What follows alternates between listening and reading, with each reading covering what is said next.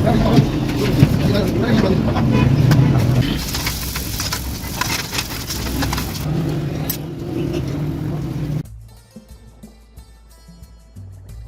उम्मीद आप सब खैरियत से होंगे। तो इस नई वीडियो में आपको खुशामदीद कहते हैं। भूख लग रही थी तो कुछ सोचा खाया जाए, तो इसलिए वहाँ से ये आप चेक करें जिंगर पराठा लाए।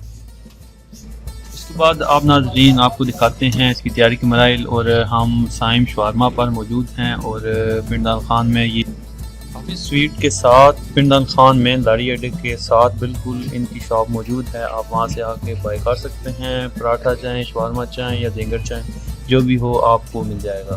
बहुत ही मज़े का पराठा है, हमने खा कर देखा है और आप भी एक बार ज़रूर ट्राई कीजिएगा।